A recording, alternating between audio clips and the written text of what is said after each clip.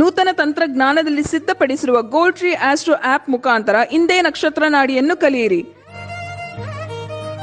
ಜಾತಕದಲ್ಲಿ ಲಗ್ನದ ಪ್ರಾಮುಖ್ಯತೆ ಮತ್ತು ಲೆಕ್ಕಾಚಾರ, ನಕ್ಷತ್ರಗಳ ಬಗ್ಗೆ ವಿವರಣೆ, ದಶಾಭುಕ್ತಿ ಲೆಕ್ಕಾಚಾರ, ಕಸ್ಪಲ್ ಬಗ್ಗೆ ವಿವರಣೆ, ಹಿಟ್ ಥಿಯರಿ, ಪುಷ್ಪುಲ್ ಥಿಯರಿ, ನಿಖರವಾದ ಪ್ರಶ್ನಾಶಾಸ್ತ್ರ, ಆರೋಗ್ಯ, ವಿದ್ಯಾಭ್ಯಾಸ, ಉದ್ಯೋಗ, ಹಣಕಾಸು, ವ್ಯಾಪಾರ, ಮದುವೆ, ಸಂತಾನ, ಆಸ್ತಿ, ಪ್ರಯಾಣ, ವ್ಯಾಜ್ಯದಂತಹ ವಿಚಾರಗಳಲ್ಲಿ ದಶಾಭುಕ್ತಿ ಪ್ರಕಾರ ನಿಖರವಾಗಿ ಮಾಡಬಹುದಾದ ವಿಶ್ಲೇಷಣೆಯನ್ನು ಹೇಳಿಕೊಡಲಾಗುತ್ತದೆ. ಇದರ ಜೊತೆಯಲ್ಲಿ PDF ನೋಟ್ಸ್ ನೀಡಲಾಗುತ್ತದೆ. ಪಂಡಿತ್ ದಿನೇಶ್ ಗುರುಜಿಯವರು ನಡೆಸಿಕೊಡುವ ನಮ್ಮ ನಕ್ಷತ್ರ ನಾಡಿ ತರಗತಿಗಳಿಗೆ ಇಂದೇ ನೋಂದಾಯಿಸಿ. ಕೇವಲ 15 ದಿನಗಳಲ್ಲಿ ಪ್ರತಿದಿನ 2 ಗಂಟೆಯಂತೆ ಝೂಮ್ ಆಪ್ ಮುಖಾಂತರ ಆನ್ಲೈನ್ ತರಗತಿಯನ್ನು ಕಲಿಯಿರಿ. ಹೆಚ್ಚಿನ ಮಾಹಿತಿಗಾಗಿ ಇಂದೇ ನಮ್ಮ ನಕ್ಷತ್ರ ನಾಡಿಯನ್ನು ಸಂಪರ್ಕಿಸಿ. ಧನ್ಯವಾದಗಳು.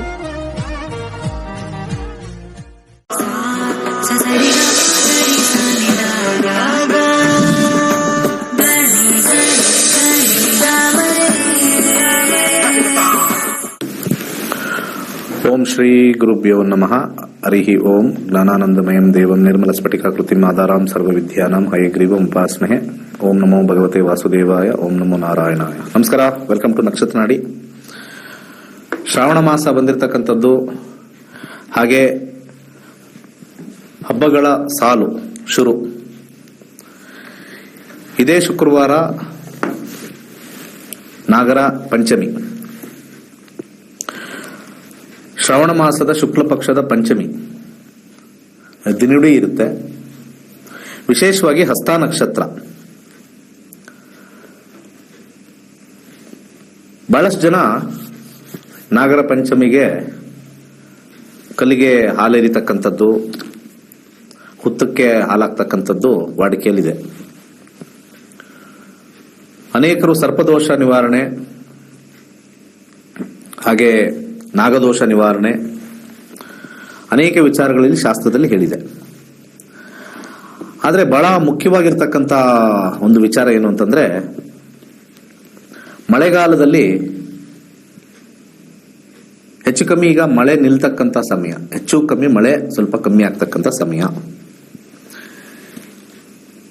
ಇಂಥ ಸಂದರ್ಭದಲ್ಲಿ ಇಲಿಗಳು ಕಾಟನು ಜಾಸ್ತಿ ನಮ್ಮ ದೇಶದಲ್ಲಿ. ಕೃಷಿ ಪ್ರಧಾನ ದೇಶ ಈಗಲೂ ಇದೆ. ಬೆಳೆ ಏನಾದ್ರು ಹಾಕಕ್ಕೆ ಹೋದ್ರೆ ಎಲ್ಲ ತಿಂದು ನಾಶ ಮಾಡಿರ್ತಕ್ಕಂಥದ್ದು, ಅಥವಾ ಬೆಳೆ ಏನಾದ್ರು ಬೆಳೆದು ನಿಂತು ಅದನ್ನ ಕುಯ್ಲಿಗೆ ಬಂದಾಗ ಅದನ್ನ ತಿಂದು ನಾಶ ಮಾಡತಕ್ಕಂಥ ಪರಿಸ್ಥಿತಿ ಬಂದಾಗ, ಹಾವುಗಳು 30-40% ಮನುಷ್ಯ ಏನು ಉತ್ಪನ್ನ ಮಾಡಿರ್ತಕ್ಕಂಥ ಕೃಷಿಯಲ್ಲಿ ಇಲಿಗಳು ನಾಶ ಮಾಡ್ತವೆ. 30-40%. ಹಾವುಗಳು ಹೆಚ್ಚಾಗಿ ಇಲಿಗಳನ್ನ ತಿಂತಕ್ಕಂಥ ಒಂದು ಪದ್ಧತಿ ಮತ್ತೆ ವಾಡಿಕೆ ಇರೋದ್ರಿಂದ, ರೋಡೆಂಟ್ಸ್ ಅಂತ ನಾವೇನ್ ಕರಿತೀವಿ, ರ್ಯಾಟ್, ರೋಡೆಂಟ್, ಅದರ ಸಂತತಿಯಲ್ಲಿ ಹಿಡಿದಿಡ್ಕೊಳ್ಳೋಕೆ ಬಹಳಷ್ಟು ಸಫಲತೆಯನ್ನ ಹೊಂದಿದೆ. ನೀವು ಸ್ಟ್ಯಾಟಿಸ್ಟಿಕ್ಸ್ ತಗೊಂಡ್ರೆ, ಗೋದಾಮುಗಳಲ್ಲಿ ಇಟ್ಟಿರ್ತಕ್ಕಂಥ ಶೇಖರಣೆ ಮಾಡಿರ್ತಕ್ಕಂಥ ಅಕ್ಕಿ, ಬೇಳೆ, ಗೋಧಿ ಇವೆಲ್ಲ 10% ಅಷ್ಟು ಈ ಇಲಿಗಳು ನಾಶ ಮಾಡ್ತವೆ. 10%. ಸೊ ಈ ಒಂದು ವಿಚಾರದಲ್ಲಿ ಬೆಲೆ ಏರಿಕೆ ಆಗ್ತಕ್ಕಂಥದ್ದು, ರೈತರಿಗೆ ಲಾಭಾಂಶ ಕಮ್ಮಿ ಆಗ್ತಕ್ಕಂಥದ್ದು, the end user, the consumer ಅಂತ ಏನ್ ಕರಿತೀವಿ, ಆ ಎಂಡ್ ಯೂಸರ್ಗೆ ಬೆಲೆಗಳ ಒಂದು ವಿಚಾರದಲ್ಲಿ ಪದಾರ್ಥಗಳ ಬೆಲೆ ಜಾಸ್ತಿ ಆಗ್ತಕ್ಕಂಥದ್ದು ಕಾರಣವಾಗುತ್ತೆ. ಇದನ್ನ ಹಿಂದಿನ ನಮ್ಮ ಋಷಿಮುನಿಗಳು ಅಥವಾ ಹಿಂದಿನ ಹಿರಿಯರು ಅಂತ ತಗೊಳ್ಳೋಣ.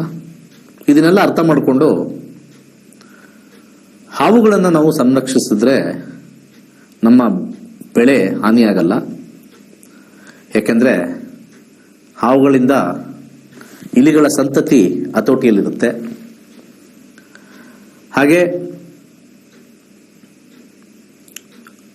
ಕಷ್ಟಪಟ್ಟಿರ್ತಕ್ಕಂಥ ರೈತನಿಗೆ ಉತ್ತಮವಾಗಿರ್ತಕ್ಕಂಥ ಒಂದು ಲಾಭಾಂಶ.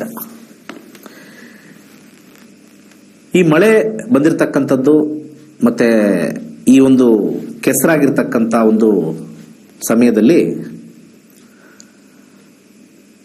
ಹಾವುಗಳಿಗೆ ಓಡಾಟಕ್ಕೆ ಸ್ವಲ್ಪ ಮಾರಕವಾಗಿರ್ತಕ್ಕಂಥ ಸಮಯ. ನಾವೇನಕ್ಕೆ ಹಾಲಾಗ್ತೀವಿ, ಹಾಲಿರಿದ್ರೆ ವೇಸ್ಟ್ ಅಂತ ಹೇಳ್ತಾರಲ್ಲ, ತುಂಬಾ ಜನ ಹೇಳ್ತಾರೆ waste, it is waste, national waste, ಕಲ್ಗೆ ಹಾಕ್ತಾರೆ ಅಲ್ಲಿಗೆ ಹಾಕ್ತಾರೆ ಅಂತೆಲ್ಲ. ಬಿಲದಲ್ಲಿ ಹುತ್ತಗಳಲ್ಲಿ ಹಾವುಗಳು ಹೆಚ್ಚಾಗಿ ವಾಸ ಆಗುತ್ತೆ. ಎಲ್ಲೆಲ್ಲಿ ಹೋಲ್ ಅಂತ ಇರುತ್ತೋ, ಎಲ್ಲೆಲ್ಲಿ ಮಣ್ಣಿನ ಒಂದು ಹೋಲ್ ಸಿಗುತ್ತೋ ಅಲ್ಲೆಲ್ಲ ಬಿಲಗಳು ಅಂತ ಹೇಳ್ತೀವಿ, ಅಲ್ಲೆಲ್ಲ ಹಾವುಗಳು ವಾಸ ಆಗ್ತಕ್ಕಂಥದ್ದು. ಅಲ್ಲಿ ಹೋಗಿ ಅದರ ಒಂದು ಪ್ರೇನ ಹುಡುಕಕ್ಕೆ ಸಹಾಯಕಾರಿಯಾಗಿರ್ತಕ್ಕಂಥದ್ದು.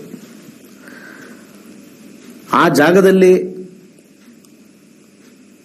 ನಾಗರಾವಿಗೆ ಹಾಲನ್ನು ಹಾಕ್ತಕ್ಕಂಥ ಒಂದು ಪದ್ಧತಿ ನಾವು ತಗೊಂಡ್ಬಂದಾಗ, ಯಾವುದೇ ಹಾವಾಗಿರ್ಲಿ, ಆ ಹಾಲು ಜಿಡ್ಡಿನ ಅಂಶ ಇರ್ತಕ್ಕಂಥದ್ದು. ಆ ಜಿಡ್ಡಿನ ಅಂಶದಿಂದ ಅದರ ಮೈಯೆಲ್ಲ ಅದಕ್ಕೆ ತಾಕಿ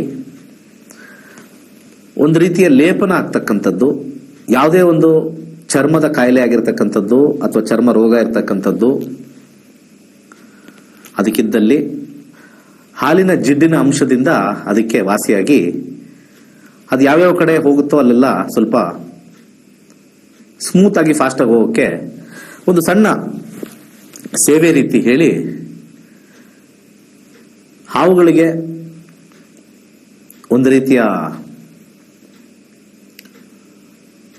ಸಹಾಯ ಬಂದಿರತಕ್ಕಂಥದ್ದು. ತುಂಬಾ ಜನ ಒಂದು ತಪ್ಪು ಕಲ್ಪನೆ ಏನು ಅಂತಂದ್ರೆ, ಹಾವುಗಳು ಹಾಲು ಕುಡಿಯೋದು ಅಂತ. ಅದು ಪಿಕ್ಚರ್ ಅಲ್ಲಿ ಎಲ್ಲ ತೋರಿಸ್ತಾರೆ. ತುಂಬಾ ಸಂಶೋಧನೆ ಮಾಡಿದಾಗ ಹಾವುಗಳು ಹಾಲನ್ನ ಕುಡಿಯಲ್ಲ. ಅದು ಸುಮ್ಮನೆ ಟೆಸ್ಟ್ ಮಾಡ್ತಾ ಇರ್ತವೆ ಅಷ್ಟೇ, ಅದೇನಿಲ್ಲ. ನೀರು ಕುಡಿತವೆ, ಹಾಲು ಕುಡಿಯೋದು ಕಮ್ಮಿ. ಇನ್ ಕೇಸ್ ಅದು ತುಂಬಾ ದಾಹ ಆಗಿದ್ದಾಗ ಹಾಲನ್ನ ಅದು ತಗೊಂಡಾಗ ಅದು ನೀರಿನ ಒಂದು ಅಂಶ ಅಂತ ತಗೊಳತ್ತೆ ಹೊರತು naturally no snakes will drink milk. ತುಂಬಾ ಜನ ಏನಾರು ಈ ಮನೆಗೆ ನಾಗರಾವ್ ಬಂದಾಗ ಹಾಲಿಟ್ಬಿಡ್ತಾರೆ ಕುಡ್ಕೊಂಡು ಹೋಗುವಂತ. ಇಲ್ಲ, ಆ ಥರ ಪದ್ಧತಿ ಇಲ್ಲ. ಇದೆಲ್ಲ ಯಾವ ತರ ಬಂದಿದೆ ಅಂತಂದ್ರೆ, ನಮ್ಮ ಮೂಢನಂಬಿಕೆಯಿಂದ ಓಕೆ ನಾವು ನಾಗರ ಕಲ್ಲಿಗೆ ಹಾಲು ಹಾಕ್ತಿವಿ, ಸೊ ನಾಗರಾವ್ ಹಾಲು ಕುಡಿಯುತ್ತೆ ಅನ್ನೋ ಒಂದು ವಿಚಾರದಲ್ಲಿ ಬಂದಿದೆ ಹೊರತು ಸಾಮಾನ್ಯವಾಗಿ ನಾಗರ ಪಂಚಮಿ ದಿವಸ ಮಾತ್ರವೇ ಇವೆಲ್ಲ ಮಾಡ್ತೀವಿ. ಜಸ್ಟ್ ಸಿಂಪಲ್, ಮಾನ್ಸೂನ್ ಹೆಚ್ಚು ಕಮ್ಮಿ ಮುಗಿದಿರುತ್ತೆ. ಸೊ ಹಾವುಗಳಿಗೆ ಓಡಾಡಕ್ಕೆ ಅನುಕೂಲ ಆಗಲಿ, ಸ್ವಲ್ಪ ತೊಪ್ಪೆ ಇರುತ್ತೆ, ಡ್ರೈ ಆಗೋವರೆಗೂ ಇರಲಿ ಅಂತ ಹೇಳಿ ಅದಕ್ಕೆ ಒಂದು ರೀತಿಯ ಜಿಡ್ಡಿನ ಅಂಶ ಅಥವಾ ಲೂಬ್ರಿಕೇಶನ್ ಅಂತ ನಾವೇನು ಹೇಳ್ತೀವಿ, ಆ ರೀತಿ ಅದಕ್ಕೆ ಈಸಿ ಮ್ಯಾನುವರ್ ಆಗಕ್ಕೆ ಹೆಲ್ಪ್ ಆಗುತ್ತೆ ಅಂತ ಹೇಳಿ ಬಂದಿರತಕ್ಕಂಥದ್ದು. ಆ ಕಾರಣದಿಂದ ಕೃಷಿ ಮಾಡೋರು ನಾಗರಾಜನನ್ನ ನಮಸ್ಕರಿಸಿ ಹೋಗೋರು. ಇದೇ ಕಾರಣ. ಒಂದು, ನಾವು ಹೊಲದಲ್ಲಿ ಕೆಲಸ ಮಾಡ್ತಾ ಇರ್ತೀವಿ, ನಮ್ಮ ಕಾಲಿಗೆ ಯಾವುದೇ ಹಾವು ಕಚ್ಚದೇ ಇರಲಿ ಅಂತ ನಮಸ್ಕಾರ. ಹಾಗೆ ನಾವು ಮಾಡ್ತಕ್ಕಂಥ ಹೊಲದಲ್ಲಿ ಬೆಳೀತಕ್ಕಂಥ ಬೆಳೆನ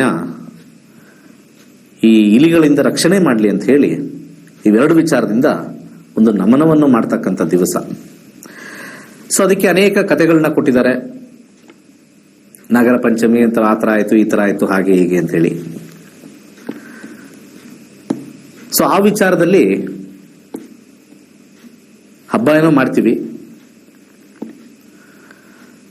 ಹಬ್ಬ ಮಾಡೋ ಒಂದು ವಿಚಾರದಲ್ಲಿ ಎಲ್ಲರಿಗೂ ಗೊತ್ತಿರ್ತಕ್ಕಂಥದ್ದು, ಕೆಲವರು ಎಳ್ಳಿನ ಉಂಡೆ ಇಡ್ತಾರೆ, ತಂಬಿಟ್ಟಿಡ್ತಾರೆ, ಅದಕ್ಕೆ ಬಹಳ ಶ್ರೇಷ್ಠ ಅಂತ ಹೇಳಿ. ಆಚಾರ ವಿಚಾರದ ಬಗ್ಗೆ ನಾನು ಮಾತಾಡಕ್ಕೆ ಹೋಗಲ್ಲ. ಆದರೆ ವಿಶೇಷವಾಗಿ ನಾಗ ಸಂತತಿ ಒಳ್ಳೇದಾಗ್ಲಿ. ಅನೇಕರು ನಾಗರಾವನ ಹೊಡೆದಾಕಿದ್ದೀವಿ ನಾವು, ನಮ್ಮ ಅಪ್ಪ ಹೊಡೆದಾಕಿದ್ದಾರೆ, ನಮ್ಮ ಯಜಮಾನರು ಹೊಡೆದಾಕಿದ್ದಾರೆ, ನಮ್ಮ ಅಣ್ಣ ಹೊಡೆದಾಕಿದ್ದಾರೆ, ನಾನೇ ಗೊತ್ತಿಲ್ಲದೆ ಹೊಡೆದಾಕಿದ್ದೀನಿ, ಅಥವಾ ಎಲ್ಲೋ ಒಂದು ಕಡೆ ಪೊದೆಯಲ್ಲಿ ಸೇತ್ಕೊಂಡಿತ್ತು, ಅದಕ್ಕೆ ಬೆಂಕಿ ಹಚ್ಚಿದ್ವಿ, ಅಲ್ಲಿ ಸುಟ್ಟೋಗಿದೆ, ಮರಿಗಳ ಇದಾಗಿದೆ ಅನ್ನೋದು ಒಂದು.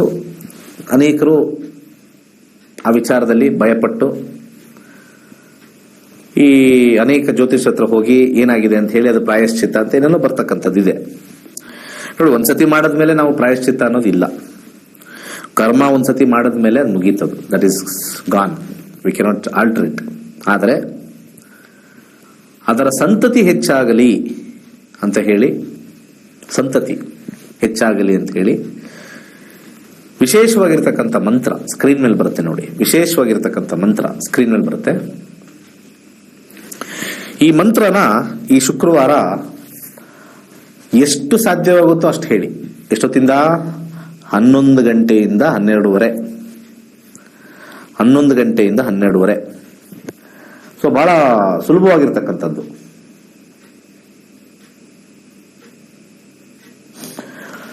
ಒಂಬತ್ತು ನಾಗಗಳು ಬಹಳ ಶ್ರೇಷ್ಠ. 9 ನಾಗಗಳು. ನಾಗ ಅಂದ್ರೆ ಅದೊಂದು ಲೋಕ, ನಾಗಲೋಕದಲ್ಲಿ ಇರ್ತಕ್ಕಂಥದ್ದು. ಹಾವು ಬೇರೆ, ನಾಗ ಬೇರೆ, ಅದು ಇನ್ನೊಂದು ದಿವಸ ಹೇಳ್ತೀನಿ. ಇಲ್ಲಿ ಅನಂತಂ ವಾಸುಕೀಂ ಶೇಷಂ ಪದ್ಮನಾಭಂ ಚ ಕಂಬಲಂ ಶಂಖಪಾಲಂ ಧೃತರಾಷ್ಟ್ರಂ ತಕ್ಷಕಂ ಕಾಲಿಯನ್ ತಥಾ. ಇಷ್ಟೇ ಮಂತ್ರ. ಇದನ್ನು ನೀವು ಯಾರಿಗಾರು ನಾಗದೋಷ ಇದೆ, ಸರ್ಪದೋಷ ಇದೆ, ಕಾಳ ಸರ್ಪ ದೋಷ ಇದೆ ಅಂತ ಅನ್ಕೊಂಡಿರೋರು, ಅದೆಲ್ಲ ಲೆಕ್ಕಕ್ಕೆ ಜ್ಯೋತಿಷದಲ್ಲಿ ಅಷ್ಟು ಪರ್ಫೆಕ್ಟ್ ಆಗಿ ಬರೋಲ್ಲ. ಅಥವಾ ನಾವು ಹಾವು ಸಾಯಿಸ್ಬಿಟ್ಟಿದೀವಿ, ನಮ್ಮ ದೊಡ್ಡಪ್ಪ ಸಾಯಿಸಿದ್ರು, ಮಾವ ಸಾಯಿಸಿದ್ರು, ಭಯ ಆಗ್ತಾ ಇದೆ ನಮಗೆ ಅಂತಕ್ಕಂಥವ್ರು ಈ ಮಂತ್ರದಿಂದ ಅವರ ಸಂತತಿ, ನಾಗ ಸಂತತಿ ಹೆಚ್ಚಾಗ್ತಕ್ಕಂಥದ್ದು ಬರುತ್ತೆ. ಮತ್ತೊಮ್ಮೆ ಹೇಳ್ತೀನಿ, ಅನಂತಂ ವಾಸುಕೀಂ ಶೇಷಂ ಪದ್ಮನಾಭಂ ಚ ಕಂಬಲಂ ಶಂಖಪಾಲಂ ಧೃತರಾಷ್ಟ್ರಂ ತಕ್ಷಕಂ ಕಾಲಿಯಂ ತಥಾ. ಈ ಮಂತ್ರನ ಎಷ್ಟು ಬೇಕಾದ್ರೂ ಯಥೇಚ್ಛವಾಗಿ, ನಾನು ಆಲ್ರೆಡಿ ಹೇಳಿದ್ದೀನಲ್ಲ, ಯಥೇಚ್ಛವಾಗಿ, ಇಷ್ಟು ಅಷ್ಟು ಅಂತೇನಿಲ್ಲ, ಎಷ್ಟು ಬೇಕಾದ್ರೂ ಹೇಳ್ತಕ್ಕಂಥದ್ದು. ಆದರೆ ಆ ದಿವಸ ಟೈಮು 11ರಿಂದ 12:30 ಅನ್ಲಿಮಿಟೆಡ್ ಹೇಳಿ. Definitely the most powerful time ಆಗಿರ್ತಕ್ಕಂಥದ್ದು. ಸೊ ಹಾಗೆ ಆಗಸ್ಟ್ 28ನೇ ತಾರೀಕು ನಮ್ಮ 103ನೇ ಬ್ಯಾಚ್ ಇದೆ. ಬೆಳಿಗ್ಗೆ ಒಂದು ಬ್ಯಾಚ್ ನಡೆಯುತ್ತೆ, ಸಂಜೆ ಒಂದು ಬ್ಯಾಚ್ ನಡೆಯುತ್ತೆ. ಹಬ್ಬದ ಸಮಯದಲ್ಲಿ ನಾವು ಶ್ರಾವಣ ಮಾಸದಲ್ಲಿ ಮಾಡ್ತಾ ಇದ್ದಾಗ, ಹಬ್ಬ ಏನಾದ್ರು ಬಂದಾಗ ನಾವು ಅಲ್ಲಿ ಬ್ರೇಕ್ ಕೊಟ್ಟಿರ್ತೀವಿ. ಏನು ಟೆನ್ಷನ್ ಏನಿಲ್ಲ. ಹಬ್ಬಗಳಿದೆ, ಹೆಂಗ್ ಮಾಡೋದು ಹಂಗೆ ಏನು ಟೆನ್ಷನ್ ಇಲ್ಲ. ಹಬ್ಬದ ಟೈಮಲ್ಲೂ ಶ್ರಾವಣ ಮಾಸದಲ್ಲೂ ನಾವು ಒಳ್ಳೆ ಶಾಸ್ತ್ರ ಕಲಿತಾ ಇದೀವಿ ಅನ್ನೋ ಒಂದು ಬುದ್ಧಿ ಬರಲಿ. ಪ್ರತಿ ವರ್ಷ ಹಬ್ಬಗಳು ಬರ್ತಾನೆ ಇರುತ್ತೆ. ಪ್ರತಿ ವರ್ಷ ಇದನ್ನ ಮಾಡಬೇಕು ಅನ್ನೋ ಆಲೋಚನೆ ಎಷ್ಟು ಜನಕ್ಕೆ ಬರುತ್ತೆ? ಬರಲ್ಲ. ಸೊ ಆಯ್ತು, ಶ್ರಾವಣ ಮಾಸದಲ್ಲಿ ನಾವು ಮಾಡೋಣ, ಕಲಿಯೋಣ ಅನ್ನೋ ಒಂದು ಆಸಕ್ತಿ ಇರೋರು ಮಾಡಿ, ಒಳ್ಳೇದಾಗುತ್ತೆ. ದಕ್ಷಿಣಾಯನದಲ್ಲಿ ಬರುತ್ತೆ. ಕರೆಗಳನ್ನ ತಗೊಂಡೋಗೋಣ. ನಮಸ್ಕಾರ, ಹೇಳಿ. ಗುರುಜಿ, ನಮ್ ಬಿಸ್ನೆಸ್ ಬಗ್ಗೆ ಕೇಳ್ಬೇಕಿತ್ತು. ಏನ್ ಹೇಳಿ? ಬಿಸ್ನೆಸ್ ಬಗ್ಗೆ ಕೇಳ್ಬೇಕಿತ್ತು ಗುರುಜಿ. ಒಂದೇ ನಿಮಿಷ. ಬಿಸ್ನೆಸ್ ಬಗ್ಗೆ ಕೇಳ್ಬೇಕಾಯ್ತು. ಯಾರ್ದು? ನನ್ ತಮ್ಮ ಈಗ ಹೊಸದಾಗಿ ಬಿಸ್ನೆಸ್ ಮಾಡ್ಬೇಕು ಅನ್ಕೊಂಡಿದ್ದಾರೆ, ಅದ್ರ ಬಗ್ಗೆ ಕೇಳ್ಬೇಕಿತ್ತು. ಪ್ರಶ್ನಾಶಾಸ್ತ್ರಕ್ಕೆ ಹೋಗ್ತೀನಿ. 1ರಿಂದ 249 ಒಂದು ಸಂಖ್ಯೆ ಹೇಳಿ. 108 ಗುರುಜಿ. 108. ಸರಿ, 108 ಬಿಸ್ನೆಸ್. 7ನೇ ಕಸ್ಪ್ ನೋಡ್ತೀವಿ. 7ನೇ ಕಸ್ಪ್ ಹೇಗಿದೆ ನೋಡೋಣ. 7ನೇ ಕಸ್ಪ್ ಬಿಸ್ನೆಸ್ ಹಾಕಿದ್ದೀನಿ. ನಿಧಾನ ಅಂತ ಬರುತ್ತೆ. ಯಾಕೆ ಅಂತಂದ್ರೆ ಇಲ್ಲಿ ರೆಟ್ರೋಗ್ರೇಡ್ ಬಂದಾಗ ನಿಧಾನ. ನವೆಂಬರ್ ಆದ್ಮೇಲೆ ಸ್ವಲ್ಪ ಉತ್ತಮವಾಗುತ್ತೆ, ಮಾಡಬಹುದು. ಅರ್ಥ ಆಯ್ತಾ? ಹಾಗೆ ಲಾಭಕಾರಿಯಾಗೂ ಇರುತ್ತೆ. ಬಿಸ್ನೆಸ್ ವಿಚಾರದಲ್ಲೇ ಇದೆ. ಆ ಬಿಸ್ನೆಸ್ ವಿಚಾರದಲ್ಲಿ 6ನೇ ಮನೆ ಬಂದಿದೆ. ಸಣ್ಣದಾಗಿರ್ತಕ್ಕಂಥ ಸಮಸ್ಯೆ ಬರುತ್ತಷ್ಟೇ, ಹೆಚ್ಚಿನ ಲಾಸ್ ಇಲ್ಲ. ಸಣ್ಣದಾಗಿರ್ತಕ್ಕಂಥದ್ದು. ಇನ್ನು ಡೀಪ್ ಅನಾಲಿಸಿಸ್ ನಾವು ಹೋದಾಗ ಇದರಲ್ಲಿ 4ನೇ ಮನೆ, 7ನೇ ಮನೆ, 9ನೇ ಮನೆ ಖಂಡಿತ ಆಗತ್ತೆ.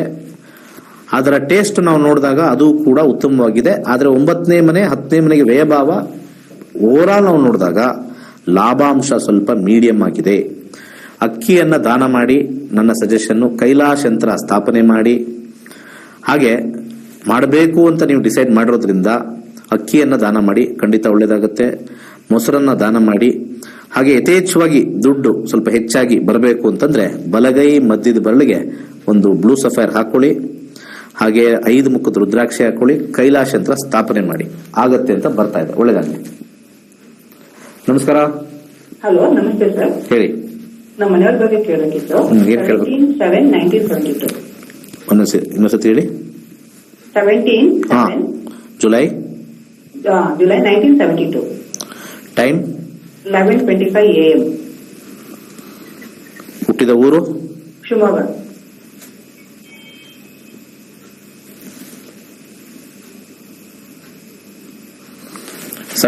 ಜುಲೈ 1972.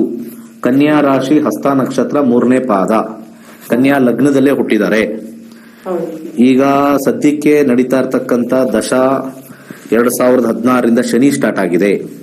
ಶನಿಯ ಒಂದು ವಿಚಾರದಲ್ಲಿ ನೋಡೋಣ, ಶನಿ ಹೇಗಿದೆ ಅಂತ. ಶನಿಯ ಕಾಂಬಿನೇಷನ್ ಅಲ್ಲಿ 9-1-9. ಏನ್ ಕೇಳ್ಬೇಕಾಯ್ತು ಸರ್? ಆನ್ಸಿಸ್ಟ್ರಲ್ ಪ್ರಾಪರ್ಟಿ ಬರ್ಬೇಕಿತ್ತು ಅವರಿಗೆ, ಯಾಕೋ ತುಂಬಾ ತಡ ಆಗ್ತಿದೆ ಅದಕ್ಕೆ. ಆನ್ಸಿಸ್ಟ್ರಲ್ ಪ್ರಾಪರ್ಟಿ ತಂದೆದ ತಾತಂದ? ತಂದೆದು. ತಂದೆ ಹೆಸರಲ್ಲೇ ಇದೆಯಾ? ಹ್ಞೂ ಸರ್.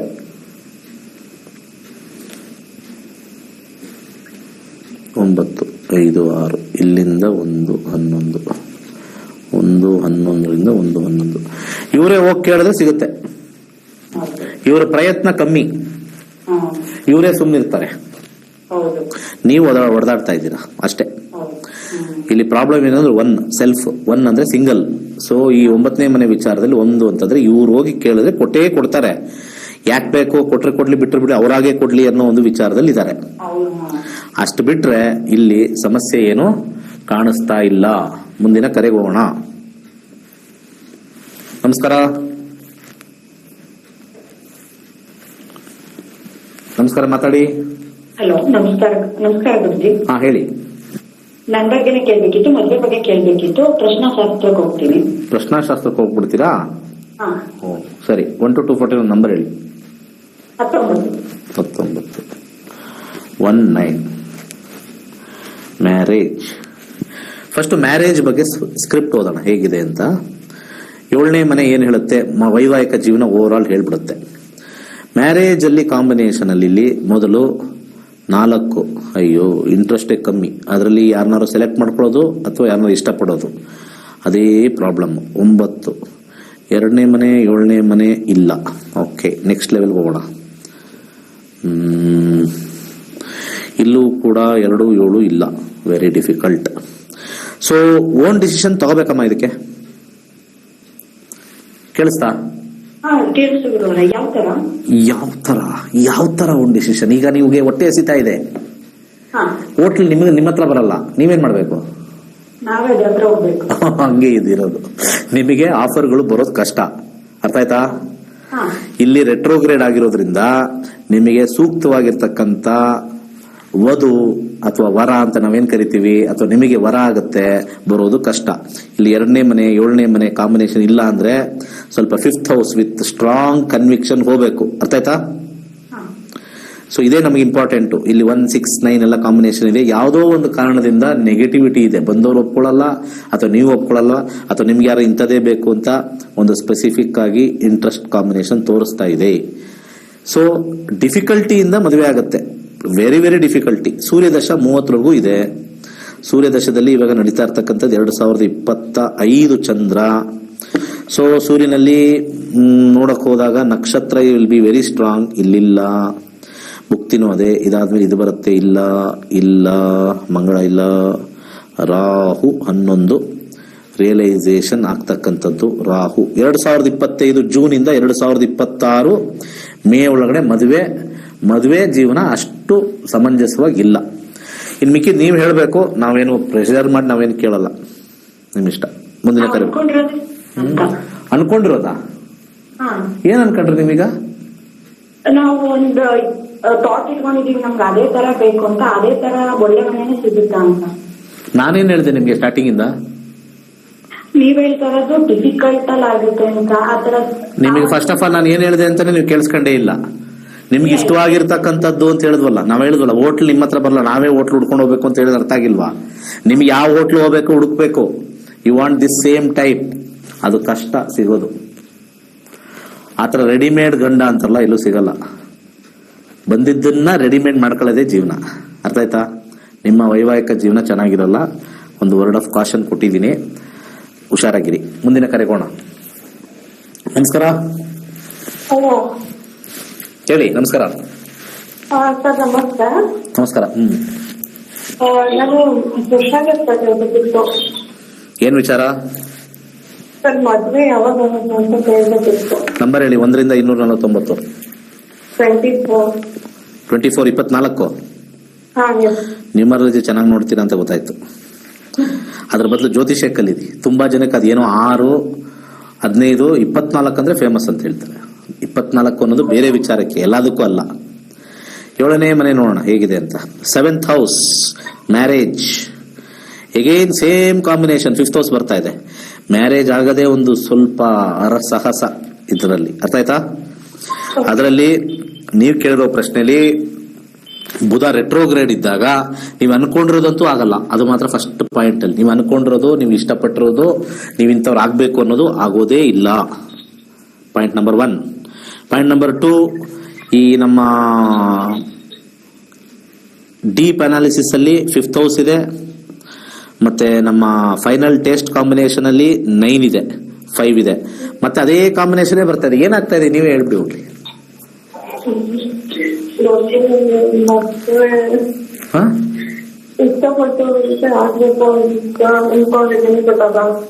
ಅಂದ್ರೆ ಲವ್ ಮಾಡ್ತಾ ಇದ್ದೀರಾ? ಕಸ್ಪ್ 5 ನೋಡ್ತೀವಿ, ಮದುವೆ ಆಗೇ ಆಗತ್ತ ಅವ್ರ ಜೊತೆ ಅಂತ ನೋಡೋಣ. ಕಸ್ಪ್ 5 ಡಿಸ್ಪ್ಲೇ ಮಾಡಿ.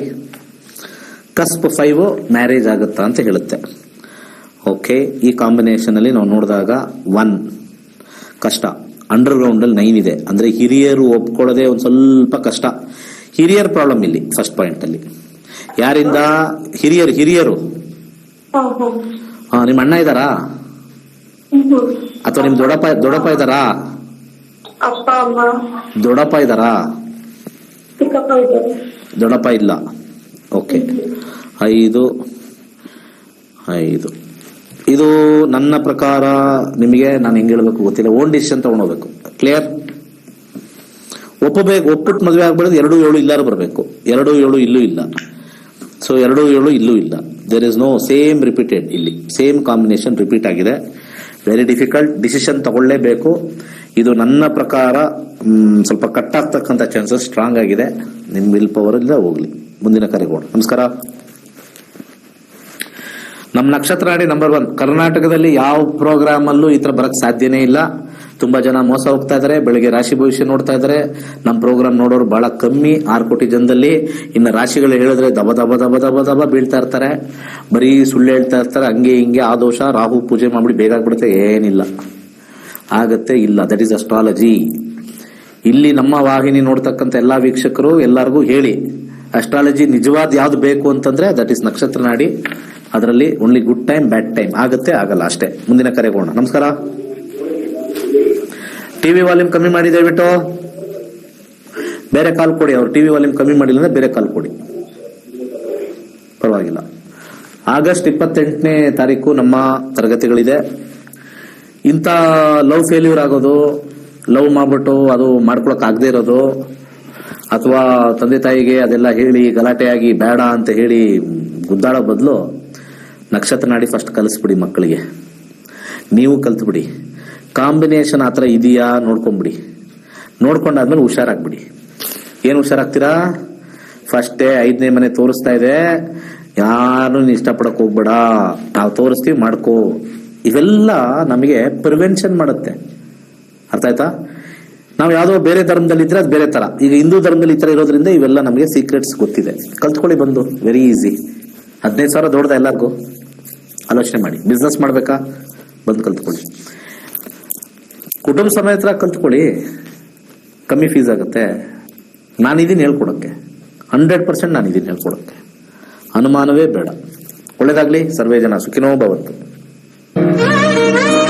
ನೂತನ ತಂತ್ರಜ್ಞಾನದಲ್ಲಿ ಸಿದ್ಧಪಡಿಸಿರುವ ಗೋಲ್ಡ್ ಟ್ರೀ ಆಸ್ಟ್ರೋ ಆಪ್ ಮುಖಾಂತರ ಇಂದೇ ನಕ್ಷತ್ರ ನಾಡಿಯನ್ನು ಕಲಿಯಿರಿ.